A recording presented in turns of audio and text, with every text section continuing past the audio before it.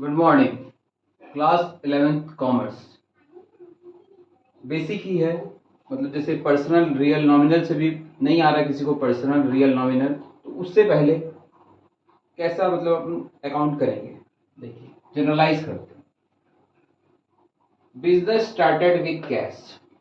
हम बिजनेस है, started with cash. Cash क्या आया बिजनेस के अंदर? आया।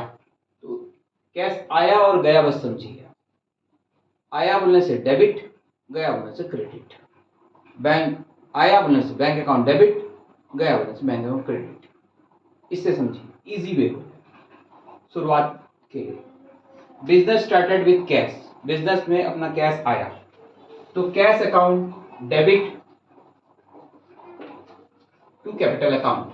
बिजनेस में मैंने कैश लाया, cash account debit to capital account.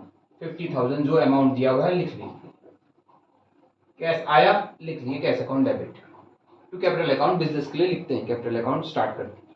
Purchase goods on cash, cash से हमने परचेज खरीदा, मतलब समझ लीजिए शहर से, हम शहर से खरीदते हैं और गांव में बेचते हैं। ठीक है, तो परचेज गुड्स, कैश क्या हुआ हमारे पास? गया क्या आया? गया। तो कैश अकाउंट तो क्रेडिट हो गई होगा। कितना? 10,000। परचेज को लिख लीजिए ऊपर, परचेज अकाउंट डेबिट 10,000 10,000। अब देखिए next entry, cash sales. Cash आया कि गया? कैश में हमने माल बेचा, गांव में हम बेचते हैं। कैश सेल्स, कैश सेल्स किए तो हम पैसा आया तो कैश अकाउंट डेबिट कर दीजिए, टू सेल्स कर दीजिए, अमाउंट 5,000। अब देखिए, purchase goods on credit from Mohan, हमने मोहन से माल खरीदा। ठीक है, तो कैश आया क्या? कुछ नहीं आया। तो लिखिए, यहां पे देखो हम सीखे थे परचेज अकाउंट डेबिट हो जा रहा है, तो purchase account debit.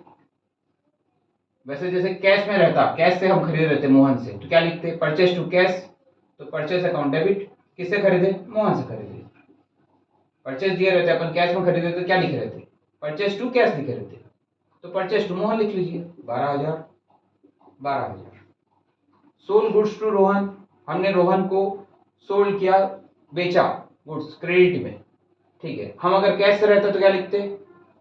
Cash sales रहता तो क्या लिखते? Cash to sales. कैश में नहीं किया है तो नाम लिख दीजिए उसका जो भी है नाम, Rohan account debit to sales. Amount देख लीजिए, अमाउंट लिख लीजिए जो भी अमाउंट रहेगा।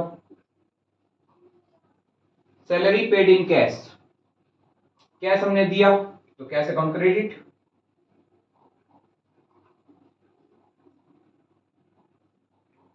सैलरी दिया, सैलरी अकाउंट डेबिट, अमाउंट लिख लीजिए 2,000। Rent paid by cheque, rent paid by cheque, bank के थ्रू पेमेंट किए हैं, आया कि गया? गया, बैंक अकाउंट क्रेडिट। मतलब टू बैंक अकाउंट लिखेंगे तो rent account debit 3,000 to bank account.